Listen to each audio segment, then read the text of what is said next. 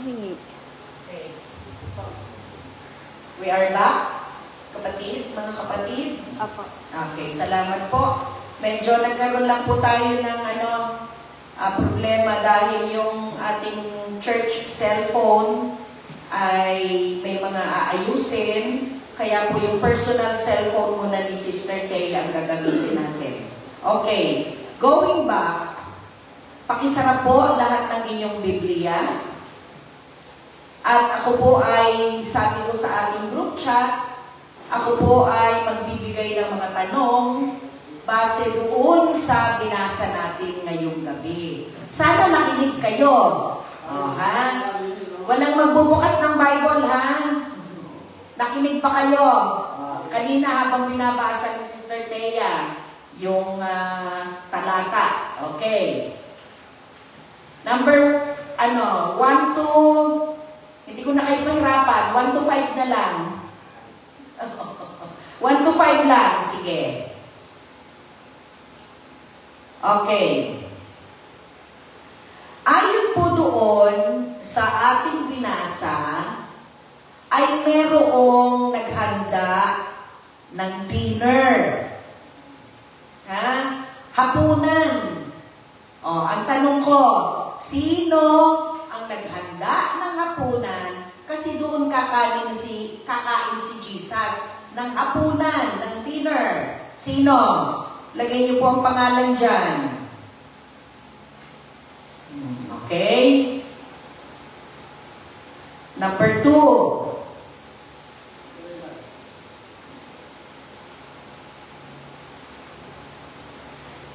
Sino po o anong pangalan ng tao na namatay na pero binuhay muli ni Jesus?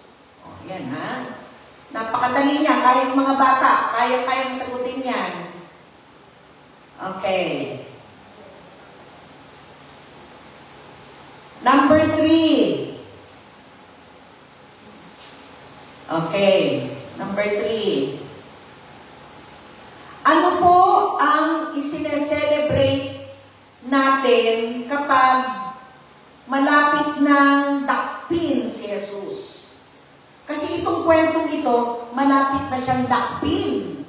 At pag dinakip na si Jesus, siya ay ipapako na sa krus. Anong tawag doon in English? Okay. 1, 2, 3, 4, 5, 6, 7, 8 word, 8 letters. Starting with letter P. Okay. Pag yan ay nasagot nyo, bilib na ako sa inyo. Starting with letter P, ending with letter R. Ayan na. May clue na kayo. Starting with letter P, ending with letter R. 8-letter word. Okay. Number ano na ngayon? 3 ano? Okay. Doon po sa binasa natin, kanina ni Sister Thea, may kapatid si Lazaro. Ano ang pangalan ng kapatid ni Lazaro?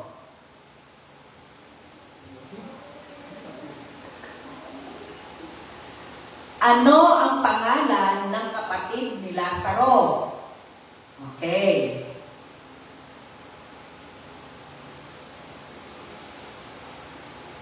And then, last but not the least, ano po ang ipinahid sa paa ni Jesus? Naku, napakadali ng tanong ko. Ano po ang ipinahid sa paa ni Jesus? Yung nagpahid, hindi ko na tatanungin, pero ano ang ipinahid sa paa ni Jesus? Okay po? Tapos na po bang sumagot? Yes? Exchange paper. Tomas, ang papel mo kay Peter. Thea, ang papel mo kay Ate Sandra. Ate Sandra, papel niyo po kay Joy. Joy, papel mo kay Thea. Okay? Sige po. Sana naman may maka-perfect ng 5. 5 na lang yan. Okay, number 1. Ano ang sagot? Martha. Okay. Number 2. or Lazaro. Okay. Number 3. Wrong. Malapit ka na, Joy. English ang tanong ko, di ba? Passover. Ay, nako. Okay. Number 4. Martha. Martha ulit, yun ba? Okay. Yung isa sino? Okay, si Maria. At yung isa ay si Martha. Okay. And number 5, mamahaling pabango. O kaya pabango, pwede na. Enkwento? Enkwento? Okay, sige po.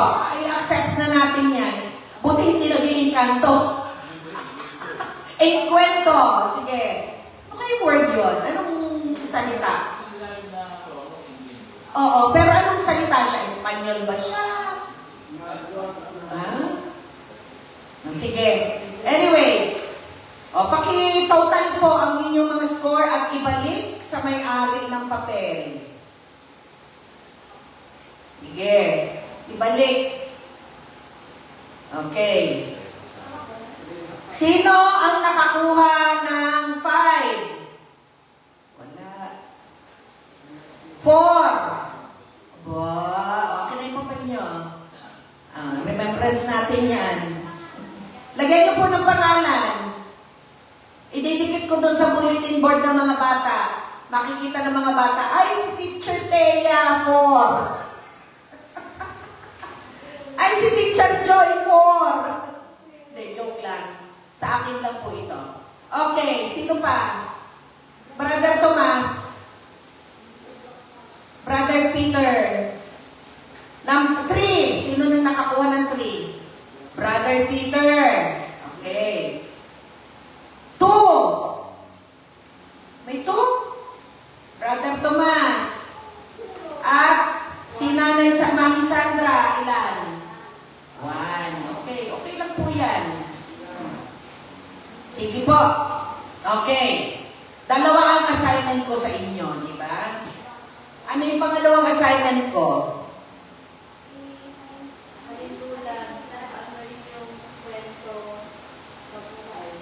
No? Ano ang, kasi yung una, sabi ko maghanda kayo dahil mayroon akong itatanong sa inyo, di ba? Ay, may sundot pa ako na message. Ano yung sabi ko? Hindi nagbabasa ng chat. Ngayon lang magbabasa. Okay. Sabi ko po doon, sumulat kayo na anong sabi ko, Kuya Tomas?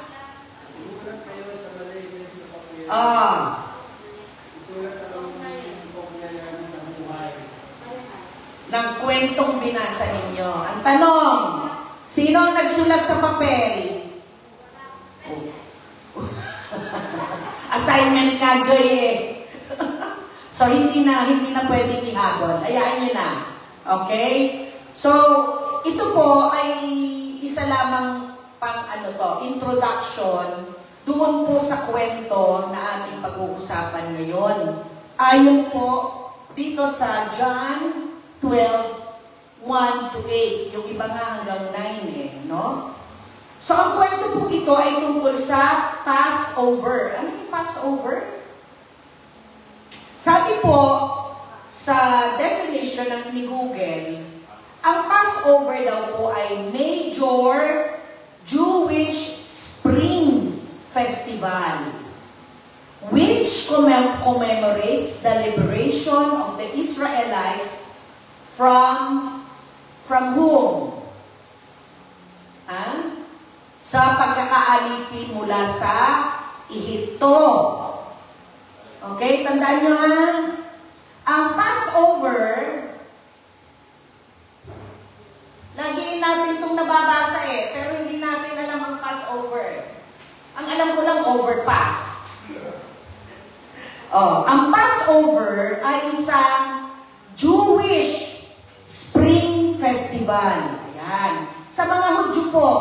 Si Jesus ba ay Hudyo? Yes. Ha? Si Jesus ay isang Hudyo. So, meron silang tinatawag na Jewish Spring Festival. Ayan. Ibig sabihin, may kasiyahan. Festival. Okay. At ito daw po ay sineselebrate dahil saan? Bakit sineselebrate ito na Passover? Akala ko, noong una, ang intindi ko sa Passover, noong pagbata-bata ako, ang Passover ay pag-aayuno. Diba? Akala ko pag-aayuno, hindi pala. Ang ibig sabihin pala ng Passover ay festival, kasiyahan. Bakit nagsasaya? Dahil po ito ay liberation, pagkalaya ng mga Israelita, kalayaan ng mga Israelita mula sa Ehipto. Sa Egypt. Babalikan mo ngayon, paano nakarating ito dito, panahon pa ni Moses. Yan, ang history dyan.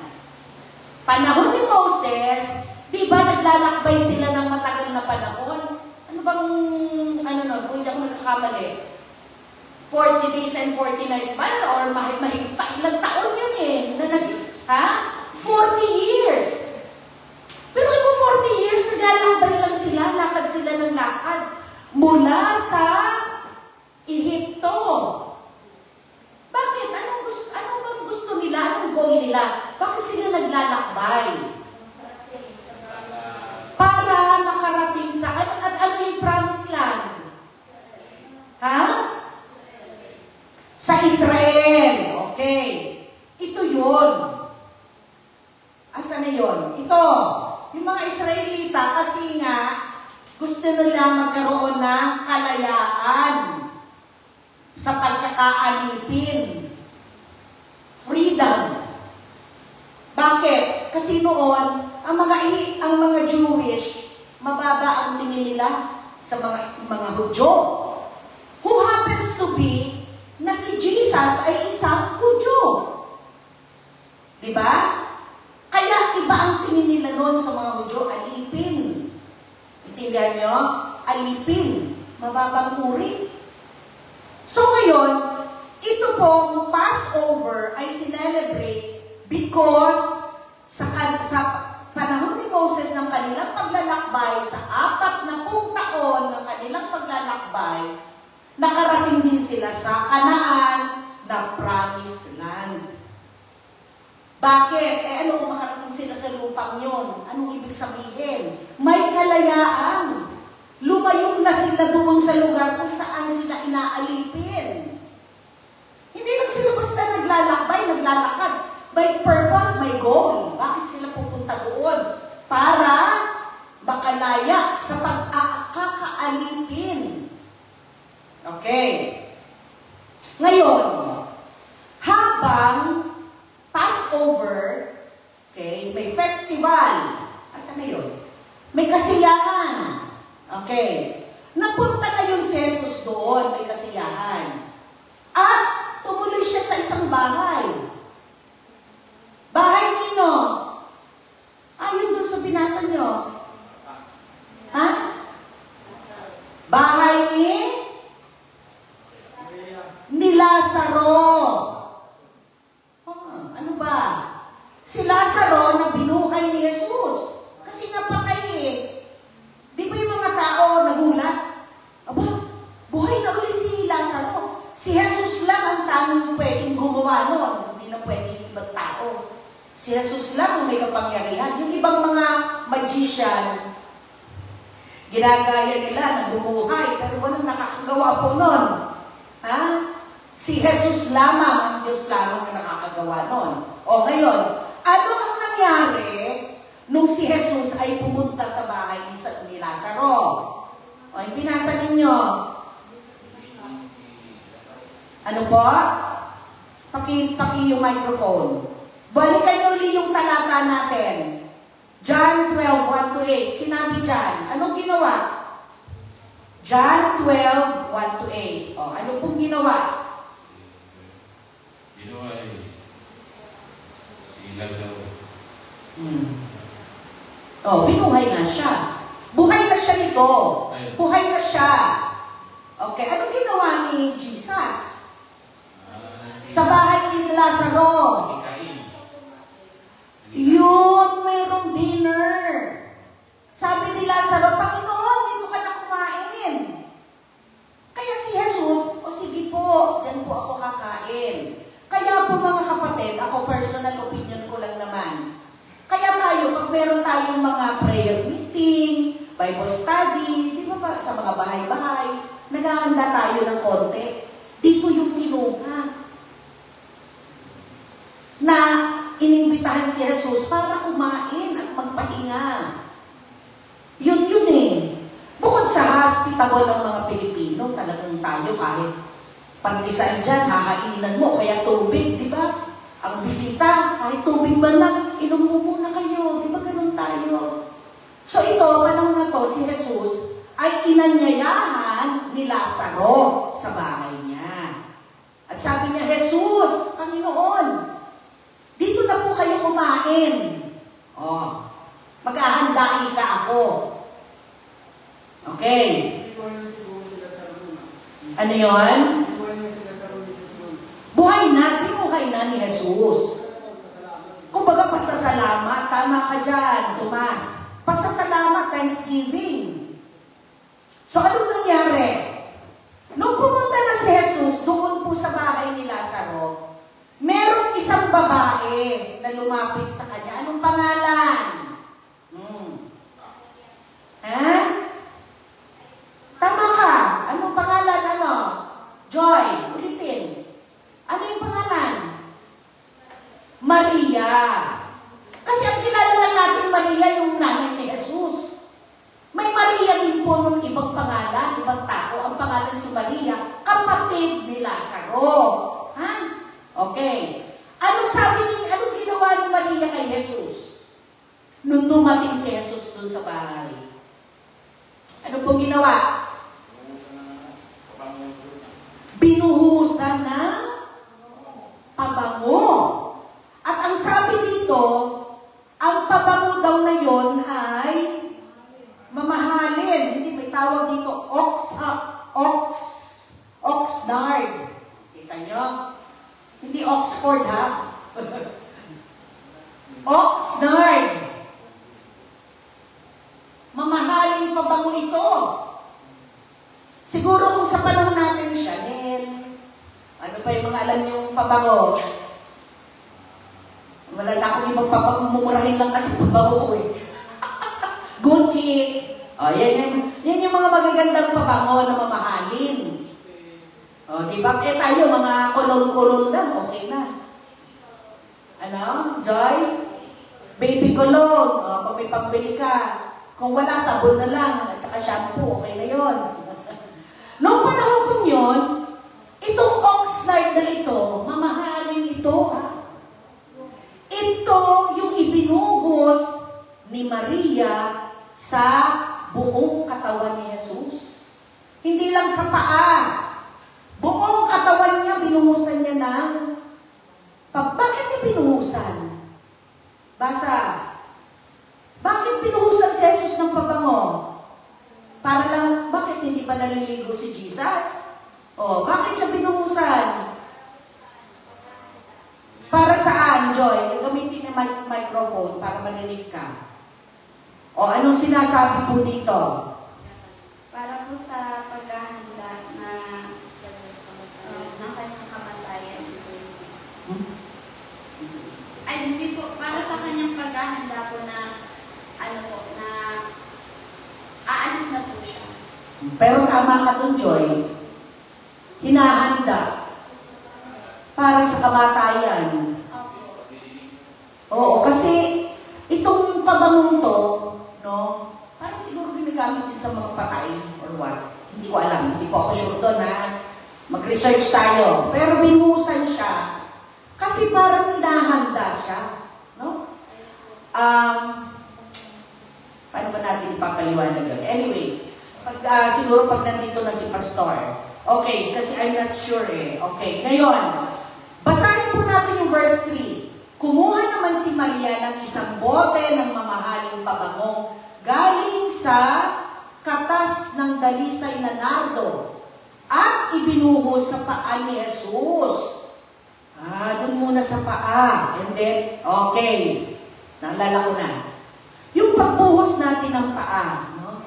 Natatandaan niyo pag Holy Week, ang tawag dito, washing of the feet. Dito yan kinuha. Yung pagbubuhos ng paglilinis ng paa. Dito po sa tradisyon na ito kinuha. Okay. Bakit nililinisan ang paa? Madumi ba ang paa? Kaya ano po ang simbolismo ng paglilinis natin ng paa? Namin Sandra? Po? Humbleness. Tama, very good. Humbleness or humility. Magkapatid yung pangalan ng dalawang yan. Humbleness or humility. Mapagpakumbaba. No? Kasi nakayuko ka, tapos maghuhugas ka pa. Diba? Wala naman naghuhugas sa taas mo.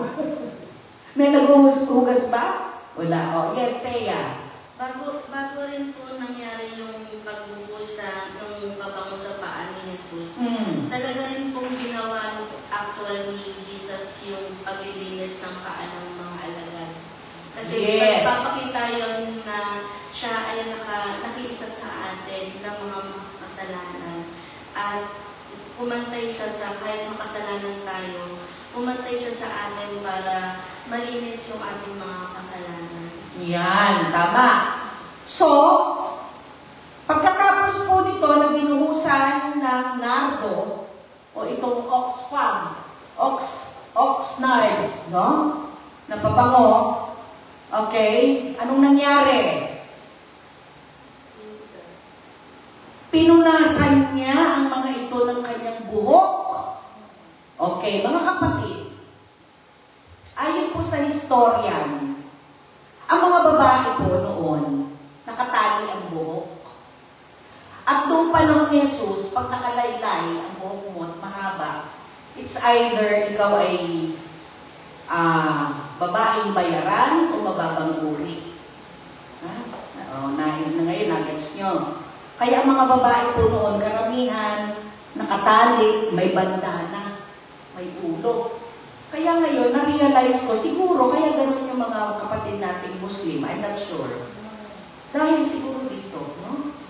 Pero, sa tradisyon po na ito, noon, nung panahon na to, nakatali ang buhok ng mga babae, at pagkaya ay nakalaylay, at mahaba, you are considered as mababang uri ng babae. Okay? Hindi nga lang mababang uri eh. Sabi nga po dito ay bayarang babae. Okay? Sige po. At nilayla, ano sabi dito? Pagkatapos ay binuhusan ang paa ni Jesus at pinunasan yung buhok niya mismo, nino? Buhok nino? Ni Maria. Ay pinunasan ang paa ni Jesus. At napuno ang buong bahay ng halimuyak ng pabango. Ang bango siguro sobra nito, no?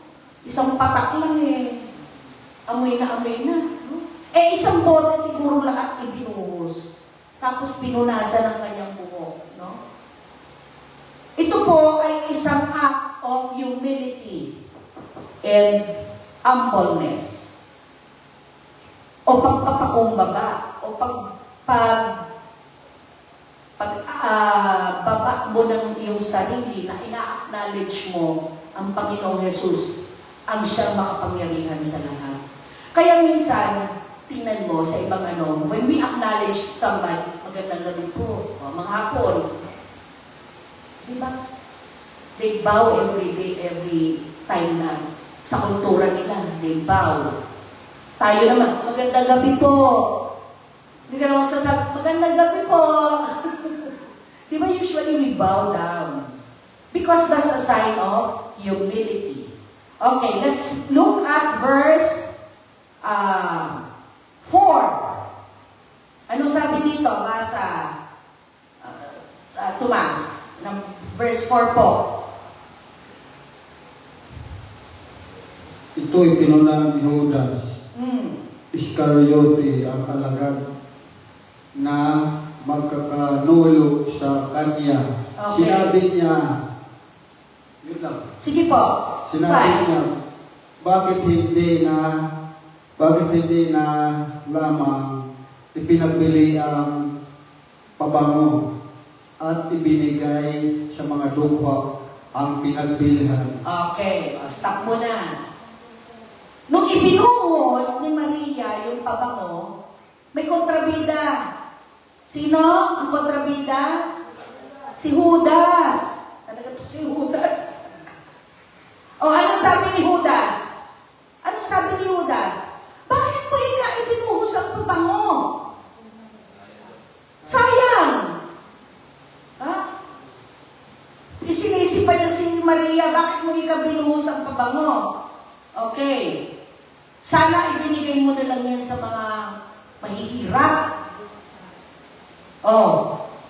Parang kung titignan mo yung salita ni Judas, meron siyang concern sa mahihirap. Na bakit? Kasi di ba parang nanginayang siya, binuhos ang paan ni Jesus. Pero bakit ang sabi niya, ano ba binuhos pa dyan? Sana binigay mo na lang sa mahihirap. Yun ang sagot ni Judas. Concern ba talaga si Judas sa mahihirap? Plastic may iba siyang intensyon. Bakit niya sinabi yun? O, basa. Okay, susunod. Sige. Maaaring umabot sa 300 salaping pelat ang halaga ng pabangong yan. Ibig niya sabihin, ba't mo ibinuhos, pwede mo ipagbili na lang yan. Yung pala ang kanyang motibo. Na salit na sayangin mo dyan sa paa ni Jesus, ipinagbili mo sana, nagkapera ka pa. Yun ang kanyang intensyon. Anong sabi ni Jesus? Ano po pa ang sumunod dito? Sinabi yun ni Judas, hindi dahil sa siya'y may malasakit sa mga dukha. Kundi dahil sa siya'y magnanakaw. Hindi dahil siya'y may malasakit sa may hirap, kundi dahil siya'y magnanakaw. Ano po kaya ibig sabihin nito? Kasi siya ang tagapagdala ng kanilang salapi at madalas niyang kinukupit ito. Natawa naman ako dun sa Okay. Kaya pala ayaw niyang, sana ang gusto niya, perahin na lang yung pabango. Kasi ang ginagawa niya, sa mga mahihirap, kinukupitan niya. Sa paanong paraan, kinukupitan? Yung bagba ni Nanay Sandra, kukupitan ko ng bagya. Hindi ganon. Saan ang paraan? Ano ang trabaho ni Judas? Tax collector. Remember, he was a tax collector. Diba? So, anong ginagawa niya? Yung mga buwis ng mga tao, kinukuha niya, ikaw nagtitinda ka dyan, Nanay Sandra, sa palengke. Akin na yung tax mo. Ganon. Si Nanay Sandra, tindera, mag-aabot kay Judas. Ito po ang bayad ko. Ganon. Intindihan niyo? Sa panahon natin ngayon, ganon pa rin. Ibang mukha lang. Diba? Bakit?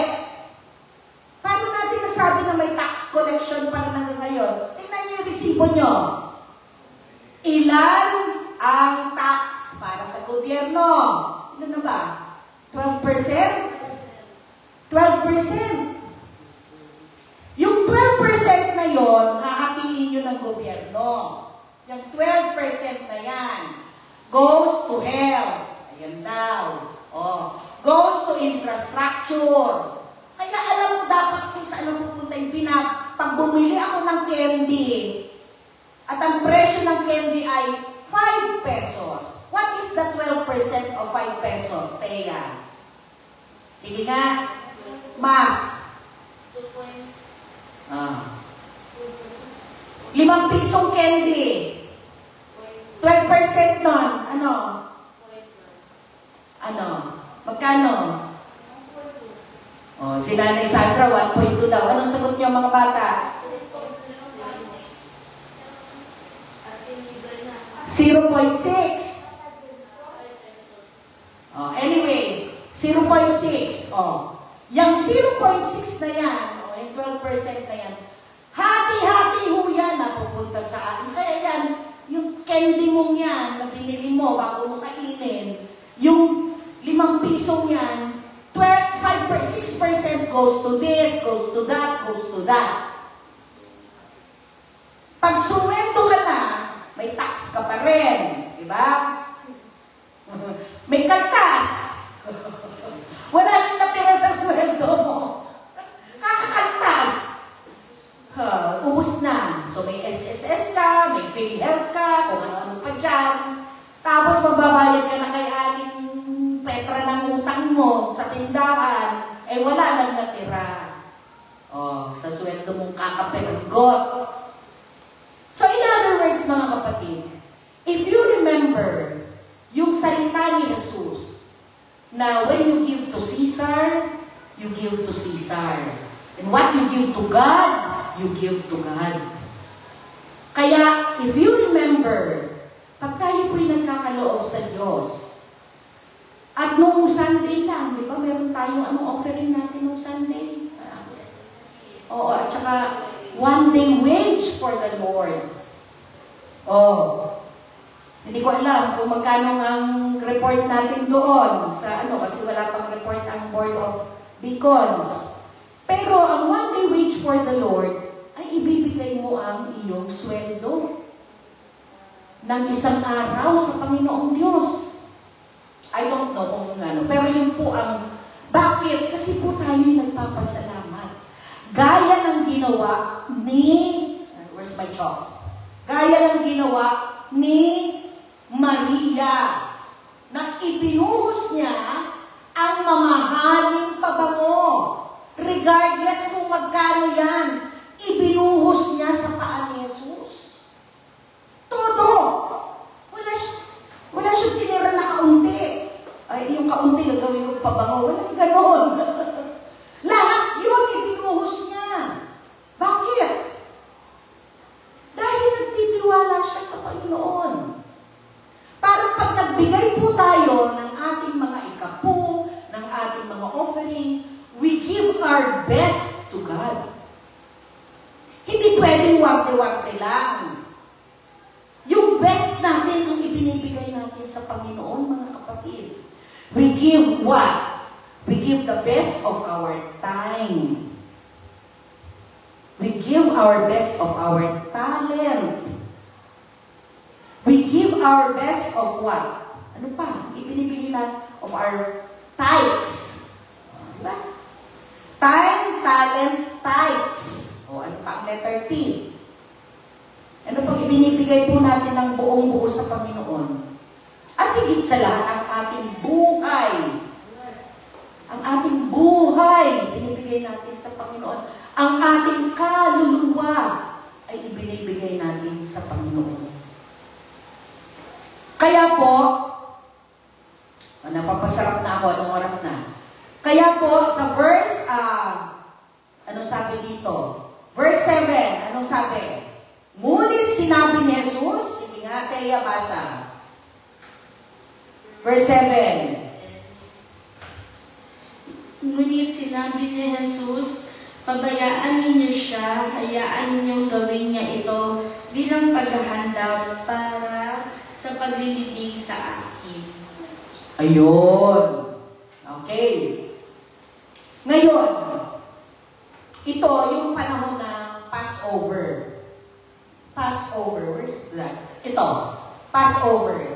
Lastly, kasi may kaugnayan din po itong susunod na verse natin. Please look at your Bible sa Luke 7:36 to 47. Luke 7:36 to 47. Pakibasa po, Teya. Luke 7. 36 to 47. Anong sinasabi? Are we there? Sige po. Binuhusan ng pabango ang mga paa ni Jesus. Minsan, si Jesus ay naanyayahang kumain sa bahay ng isang Pariseo. Pumunta naman siya at dumulog sa hapag. Nang mabalitaang kumakain si Jesus sa bahay ng naturang Pariseo, isang babaeng itinuturing na makasalanan sa bayang iyon ang nagpunta roon na may dalang pabango na sa sisidlang alabastro. Umiiyak siyang lumapit sa paanan ni Jesus at hinugasan ng kanyang luha ang mga paa nito. Pinunasan niya ng kanyang sariling buhok ang mga paa ni Jesus. Hinalikan ito at binuhusan ng pabango. Nang ito'y makita ng Pariseo nag-anyaya kay Jesus, nasabi nito sa sarili, kung talagang propeta ang taong ito, dapat ay alam niya na ang babaeng humahawak sa kanyang paa ay isang makasalanan. Bilang tugon sa iniisip ni Simon, sinabi ni Jesus, Simon, may sasabihin ako sa iyo. Ano po iyon, Guro? Sagot niya. Kaya't nagpatuloy si Jesus, may 2 taong umuutang sa isang nagpapahiram ng pera. 500 salaping pilak ang inutang ng isa at 50 salaping pilak naman ang ikalawa. Nang hindi sila makabayad, kapwa sila pinatawad. Ngayon, sino kaya sa kanila ang higit na magmamahal sa pinagkautangan? Sumagot si Simon, sa palagay ko po'y ang pinatawad sa mas malaking utang. Tama ang sagot mo, tugon ni Jesus. Nilingon niya ang babae at sinabi kay Simon, nakikita mo ba ang babaeng ito? Pumasok ako sa iyong bahay at hindi mo man lang ako binigyan ng tubig para sa aking mga paa. Ngunit hinugasan niya ng luha ang aking mga paa at pinunasan ito ng sarili niyang buhok. Hindi mo ako hinalikan. Ngunit siya, mula nang pumasok ay hindi tumigil ang pakahalik sa aking mga paa. Hindi mo nilagyan ng langis ang aking ulo. Subalit, binuhusan niya ng pabango ang aking mga paa. Kaya sinasabi ko sa iyo, malaki ang kanyang pagmamahal sapagkat maraming kasalanan ang pinatawad sa kanya. Ngunit ang pinatawad ng kaunti ay kaunti rin lang ang nadaramang pagmamahal. Okay, salamat po. See the similarity. Magkaibang babae ito, ha? Hindi ito si Maria. Ibang babae ito. Sa kwentong ito na, anong nangyari?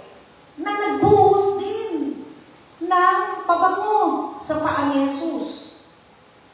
Okay? Talagang ang tradisyon noon, ano? Siguro yung pinaka-expensive na pabango ang ibubuhos mo. Kung sa atin ngayon, manghihinayang tayong ibuhos yun eh. Diba? Milyon ang halaga.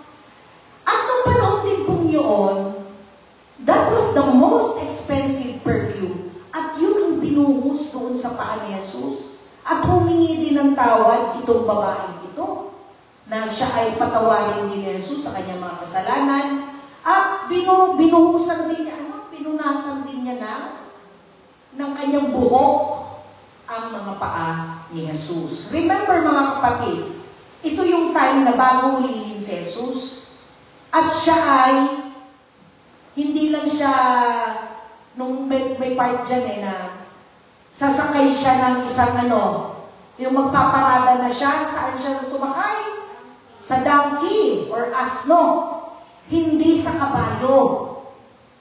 Ang asno kasi ay, ang horse ay sign of, teka, saan na ba yun? Ang horse kasi ay sign of war. Gera. Mga kapatid. Kaya nung mga panahon ni Jesus, at hanggang ngayon naman siguro, pag nakasakay ka sa kabayo, medyo warrior ka nun. Mayabang ka, yung matapang ka, nakasakay ka sa kabayo, parang mandirigma. Oo. Pero si Jesus, hindi siya sa kabayo sumakay. Siya po ay sa asno o sa donkey. No? Bakit? Ano ang significance? Ano ang simbolo ng asno? Maliit lang siya. Nakakita na ba kayo ng asno? Ha? Parang kambing ba? Or maliit lang siya na kabayo. Mas mabagal siya kaysa sa kabayo talaga. No? So maliit lang siyang version. At yun yung sinakyan ni Jesus. Bakit? Bakit pwede naman siyang sumakay sa kabayo eh? Hindi naman naisip yun. Pwede siyang sumakay sa kabayo. Pwede siyang magpatawag ng disipulo niya. O, Pedro, o Juan, hanapan niyo ako ng kabayo. Pwedeng ganon. Pero hindi niya yung ginawa. Ang ginawa niya, sa asno siya sumakay. Which is, ang sign po ng donkey ay peace. Kapayapaan. Magkasalungat sila. Ang kabayo ay war, at ang donkey ay peace. So Jesus preferred donkey over horse. Eh, kaya naman ni Jesus na, kaya naman na sabihin, sa kabayo ako sasakay. Pero hindi niya yung ginawa. Sa donkey siya sumakay because that's a sign of peace, kapayapaan, at humility. Kababaang loob. Ay, yung mga tao, nung nakasakay na siya sa donkey, may mga tao naniniwala sa kanya, naglabas ng panaspas, kaya nga tayo may panaspas.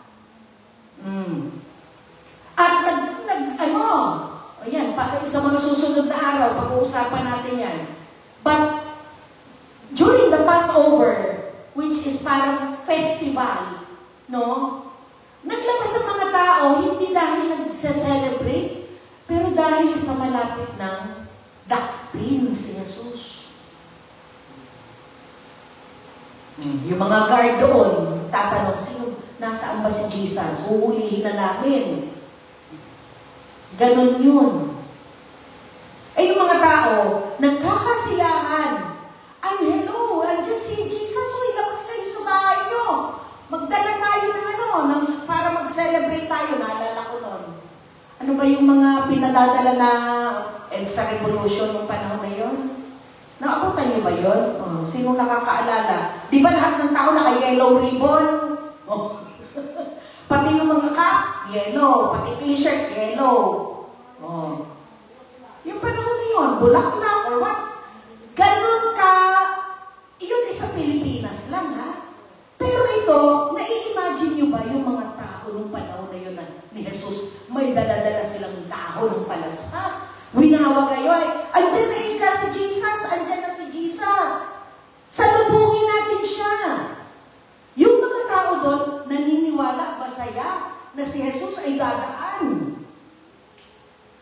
No? Pero yung iba, nakikiusyoso lang. At kunyari, nakikisaya. Pero sa totoo lang, hindi sila naniniwala kay Jesus. So, kita niyo yung pagkakaiba? No? Anyway, that's a different lesson. Pero ito po, ano po ang ipinapakita sa atin ng kwentong ito? Kasi ang very, very significant dito at 2 beses sa 2 talatang itong binanggit natin, yung pagpupunas ng buhok at pagpagano ng oil nitong oxnard na pabango, which shows humility and humbleness. Inisip ko nga, 1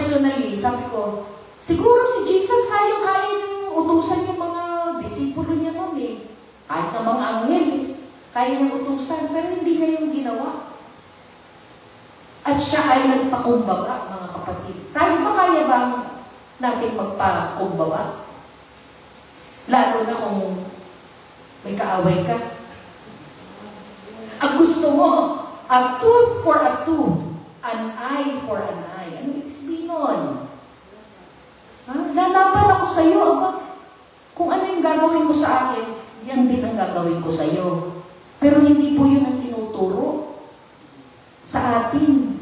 Pag tayo binato ng bato, batuhin mo na tinapay. Literal ba na tinapay ang ibabato?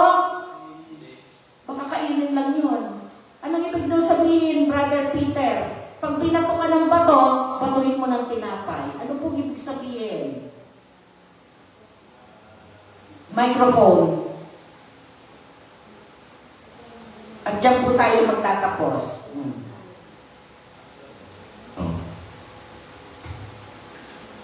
Yung mangmang, huwag mong sagutin yung mangmang. Kagalaw yun. Pag binatuwa lang ng bato, huwag mong batuin ng... Huwag mong sagutin ng matapang, kundi kausapin ng Manginakot. Maalumanay. Para hindi pauwi sa sagutan. Tama. Bilang siya, Yan. Sino sa atin, ang pag nagagalit, tatahimik na lang? Sino sa atin, sa inyo? Yung paggalit, tatahimik, tapos aalis. Aalis na lang po dito. Baka masagot ko to. Sino sa inyo? Tasang totoo lang ha? Sa totoo lang. Thea. Joy. Ako rin. Nag-away ko yung misis eh. Hindi na ako sa kanya. Hindi na nagsasalit. Hindi mo pinapatulan. Isang maalis din ako. Okay. Bahala ka dyan. Anong pakiramdam mo, Thea? Pag gano'n na, nung gigigil ka na. Tapos aalis ka na lang. Anong pakiramdam ng gano'n? Hindi ba nakakasama ng health? Kasi hindi mo maibulalas yung emosyon mo. Sige. Siguro sa pag-ano lang din po sa sarili. Kasi... Pag-control. Kasi, katulad ko ako, ang ugali ko kasi, iniiwasan ko huwag ako magsimulang magsalita. Kasi pag nagsalita, kulala ko ni Mami. Talagang pag bibilang ako ng tao, pag sobra na, ay teka lang, pangatlo na to Lalo na pag alam ko talagang tama at may katwiran talaga yung sa side ko, talagang hindi ako tumitigal na sabihin yung side ko. Kasi ang akin, katwiran ko, walang ibang magtatanggol sa akin at nakakaalam ng kalooban ko kung hindi ako. Pero as much as possible, dati pa naman, nakokontrol ko, pero mas nakontrol ko ngayon nang may, kumbaga, Kristiyano na, mas lalo ko siyang nakontrol. Tsaka yung turo kasi sa akin ng magulang ko na yung pag-isipan mo muna kung ano magiging epekto niyang bibitawan yung salita sa'yo at sa kapwa mo. Hanggang ngayon, kasi ngayon kahit sa simbahan nga, hindi natin maiiwasan niya na may mga salita-salita eh. Ang natutunan ko lang, pag yan bang pananalita na yan, yung bang galit na yan, yung galit ng tao yan, patulan mo, ano mangyayari sa'yo sa susunod na oras? Makakatulong ba sa'yo yan? Makakadugtong ba yan ang buhay mo? Makakawala ba yan ang sakit mo? If it will not give any benefits to you, huwag mong pansinin. Hindi na tayo sabi ng tatay ko. Kaya until now, kaya kahit masakit sa kalooban, pero ang good thing lang, dapat may isang tao ka. Eh yung ate ko, is talaga ako. Kahit pag sa simba, is talaga ako, ganito, ganyan, ako sa trabaho, ganito, ganyan. Dapat may isang tao. Or minsan, hinihingi ako na lang kay Lord. Kasi hindi mo naman pwede minsan, magkaiba kayo pananaw ng nanay mo, diba? Hindi mo pwede sagutin yung nanay mo, mali ka baka pupukin ako ng kawalin mo. Alam, mali, ipagdasal mo na lang, pati sa tao, diba? Kasi iba-iba tayo ng perception sa buhay eh. Kaya the best thing that we can do na lang is pag-pray, tsaka yan. Pero pag grabe talaga talagang galit ako. Galit talaga akong galit. Galit talaga akong galit.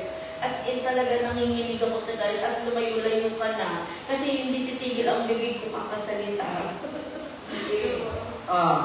Sa Brother Peter, pag nagagalit ka, anong ginagawa mo? Ayun, daan sa Biblia, sabi ko sa Biblia, pag nagalit ka, huwag mo nang antayin na lulubog daw yung araw, kaya isita mo natin. Huwag ka na mag-count ng sige, sa susunod pa ako, nung bibilang na. Dahil bilang Kristiyano, sa Biblia, sa Ephesians 4, verse 26, sabi niya sa Tagalog, kayo'y magagalit at huwag kayong magkasala o huwag lumubog ang araw sa inyong galit. Ayun. Para nila mabigyan ng Diablo. Kaya kailangan ayos na tinagad. Yes. So, kaya palibas ng Galit natin. Oo. Tama yan, Brother Peter. Yung ilabas agad yung kung may galit man para hindi sasakit yung sakit natin yung iniisip. At saka hindi maganda sa kalusugan. Oo, kung may Diba? iniisip ka. Sino ang maapektuhan? Tayo. Ang sabi nga mo wag bago lumubog ang araw. Ha? Kung ako nagalit ngayon sa iyo, Nanay Sandra, siguro, let's face it, kung sa totoo lang, no, kung may galit tayo, siguro 1 or 2 days, pwede na yan. Ayoko munang kausapin na, Nanay Sandra, wag muna tayo mag-usap ha, kasi baka iba ang masabi ko ha? Natural po sa tao yan, o kaya ayaw muna kitang makita, kasi nabubuisit ako. Natural po sa tao yan. Pero after that, pag na-realize mo na, even though, mga kapatid, even though na siya ang may kasalanan, tayo pa rin po ang magpakumbaba. Pag-usapan natin, Teya, alam mo, nainis ako sa iyo nung isang araw.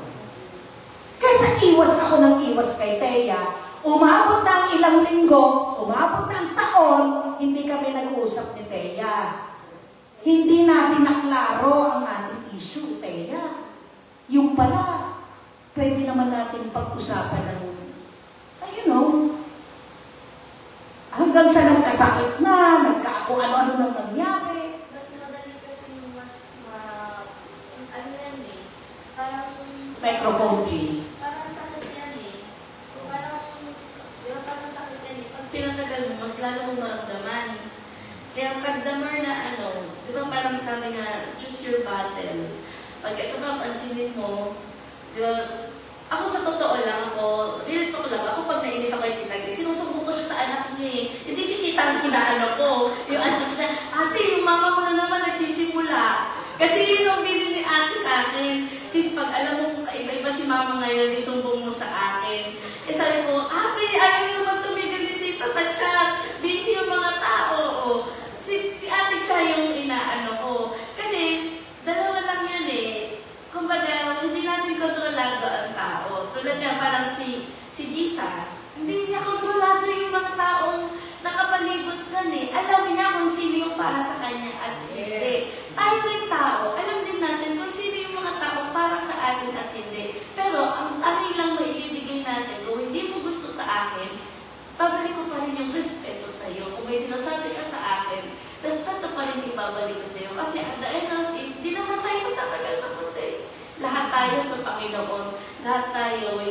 Di ba yung sinasabi nga na, naalala ko, talagang, yung legacy niya talaga na iniwan sa akin ng tatay ko na, ang lagi niyong isipin, ano ang legacy na may iwan niyo sa tao. Ikaw ba ay magagalitin? Ikaw ba hindi? Ikaw ba ay mabait? O ikaw ba hindi? O matampuhin ka ba? Sabi ng tatay ko, ako kasi dati, talagang matampuhin ako sa mga kapatid ko. Talagang si asumot ako. Yung kuya ko kasi pala asar. So ako, ganito, ganyan. Sabi ng tatay ko, gusto mo pag kinuha ka ni Lord, ang maiiwan sa'yo. Si Taya laging nakasimangot. Gusto mo yun yung maalala nila sa'yo. Kaya dapat, kung ano yung gusto mong matirang alaala sa'yo ng tao, yun yung gawin mo sa buhay mo. Si Joy, bihira ako makita pag ganito, lagi nakangiti ito eh. Ha? Ano naman ang ginagawa mo, Joy? Pag ikaw naman ay nakakaramdam ng kabwisitan o kainisan. Sa akin naman po kasi, bihira lang po ako magaling. Pag doon nga sa trabaho, di ba, pa lang, bago pa lang ako doon. Eh, yung mga kasama ko doon na hindi magmura, gano'n. Tapos yung isang katrabaho ko doon, yung isang maintenance namin. Ay, naku, aantayin ko to si Mama Joy, mga ilang taon dito, magmumura na ganyan. Tapos, lagi yung tinatandaan. Ay, tama ba? Ay, talaga yung hanggang ngayon, hindi ko patagal na rin yan. Pero mag-3 years na ako. Hinihintay talaga nila. Oo, kasi baka sa ano kasi, inaano nila. Di ba pag sa trabaho, pag sa unang pa lang mabait, gano'n, pag matagal na, lalabas na yung anak mo, galit, pag ugali mo, tunay na ugali. Ako talaga, wala naman, hindi naman ako nagagalit. Nagagalit rin, pero hindi naman yung masyado, pero hindi ko naman inaano. Parang, ano yun? Oo, mawawala din, gano'n. Pag kinabukasan, mawawala. Tapos okay na, kahit galit ako sa kanya ngayong apos, kinabukasan, okay. Tapos intindihin ko siya, pero di niya alam na galit ako. Okay. Kasi meron ka rin manager. Sige, microphone. Maiksi na lang ha, maiksi na lang. Sobrang Okay. hindi niya. Alam mo, until now, pinoprovoke namin yun na parang sige yung mga katim namin. Gusto namin talaga siyang makita ng galit. Halimbawa, di ba, pagalitan siya ng director namin. Ganito, ganyan. Mali yung naiano mo. Sorry po, babaguhin ko na lang po. Tapos, basta kahit anong ibato mo sa kanya. Parang walang masamang tinapay sa kanya. Napakabait. Talaga, alam pag sa mga boss talaga, siya yung tinitignan mo na, grabe naman kababaan nito. Hindi mo makakita talaga na ang taas-taas na ng posisyon niya. Pero, makikita mo lang yan nandun sa gilid. Miss Andy, ganito, ganyan. Okay po, thank you po. Siya kayo magsasorry na sorry po, nakaabala po ako. Ito po yung kailangan ko. Pero sabi ko, sobrang bait. Pero nature. Boss mo na yan ha. Mataas ang posisyon. Humility. Humbleness. Parang sa ang Diyos natin, sa Jesus. Siya na ang nagbabayari. Isang ganun niya lang, pero hindi ganun. Huwag, sabi niya. Hindi ako gradidoso, nasasakay sa kabayo. Ito lamang asno ang aking sasakyan. Ang importante dito, ang mensahe ng kaligtasan ng Panginoon, ng pagmamahal ng Panginoon. Okay po. So, yan po ang ating lesson tonight. Maliwanag po ba ang ating lesson? Meron ba kayong hindi naintindihan dito? Klaro? Klaro. Okay. So, ngayon naman po, kung wala na tayong tanong, Mami Sandra, walang tanong? Klaro? 50-50 vision? Okay. Ano naman po, dadako na tayo sa ating prayer request. Sige nga, pakibasa Joy ang prayer request. Prayer request po ni Pastor Henry, yung healing niya po sa masakit na ulo at nilalagnat. Then, ayan, parang mag-speaker po siya doon. Bukas po sa PCU Dasmariñas Junior High School, Recognition Day. Then, para din po sa 26th annual session sa LSMC. Yan, Kayo po, tatlo po. Then, ay, bukas na ba yun? Bukas na. Okay. tapos, yung kay Pastora Shirley, safe travel niya po. Galing Pampanga, papunta po sa Cavite. Okay. Then, kay Pastora Miriam Perucho, sa kanyang birthday niya ngayon. Yan, panalawin din natin. Si Elder Lloyd din po sa kanyang trabaho. Then, sa mga challenges na nararanasan niya ngayon. Then, si Brother Albert de Sacola naman sa kanyang patuloy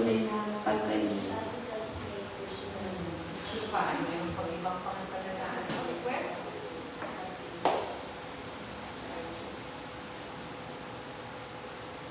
Okay. Sige po. Meron pa po ba sa atin ngayon? Meron po ba sa atin ngayon na gustong idagdag dyan sa mga hindi nabanggit? Personal prayer request po natin dito ngayon. Ako magandang po lang. Di ba parang kasi... Microphone. Kasi ang nalang muna ako sa panahon. Parang uuwi na ako. Sabi ko nga, Lord, may gawain na. Huwag naman. Oo, makuminom ka ng ano, yung strepsil. Or what? Alam mo na ako, Peter. Maano ang pakiramdam ko yung nakaraan ka. O panalangin natin sa Diyos yan. Naku, a-attend pa naman tayo bukas. Ang ako? Ang oras? Di ba sabi pala ni Pastor Josh, kung mahirapan ka daw, pwede ka naman daw namin daanin sa Ay, thank you, Sagwana. Lord. O sige, sasagwan na. Thank you, Pastor Josh. Okay. O sige, ako daw muna, tapos dadaan. Thank you. Salamat po. Oo. O, gano'n na lang. Yes, doon na. Ano naka-Philippine niya? Napapunta doon. Sige. Sa si Christine. Joke lang. Anyway, meron pa po ba? Wala na? Okay. Ang gagawin po natin, mga kapatid, Joy, no, babanggitin mo ang mga prayer request ng mga kapatid natin. And then, sa panghuli ay hihingan ko ng panalangin si Thea, short prayer lang, and then I will end the prayer po. Sige po. Tayo po ay manalangin. Panalangin po natin si Pastor Henry sa kanyang pagaling, sa kanyang lagnat at masakit na ulo. Panalangin din natin ang kanyang pag-speaker doon sa PCU Dasmariñas Junior High School Recognition Day. Then, panalangin din pa natin bukas yung darating ng 26th annual session sa LCSMC sa UCCP Anabo. Sila Thea, Pastor Joshua at si Elder Grace.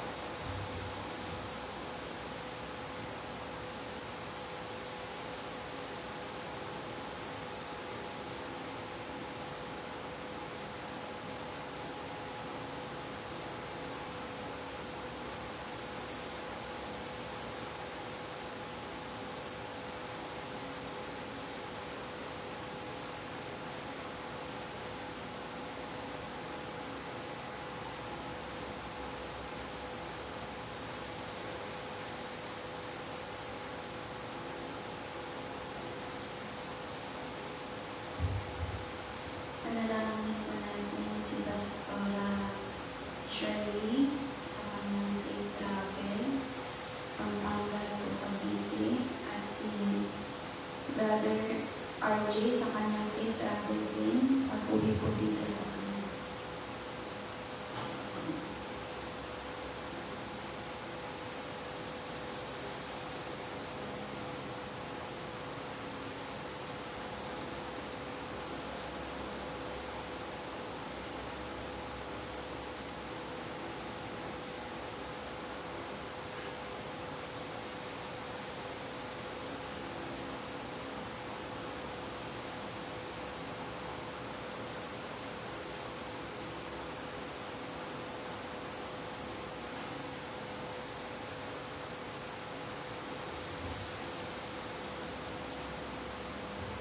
Then patuloy po natin ipanalangin si Brother Albert Isacola sa kanyang continuous healing sa kanyang nararamdaman at sakit.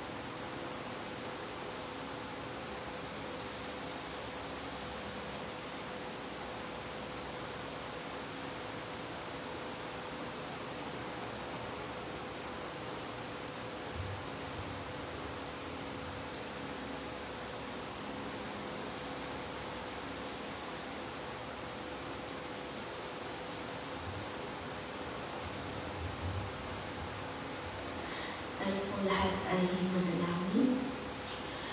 O dakilang ka, O Diyos, sa aming buhay, kami po muli ay nagpapasalamat sa iyo na kami po ay nagkatipon-tipon ngayong gabi upang isagawa ang iyong gawain ng pag-aaral ng iyong banal na salita.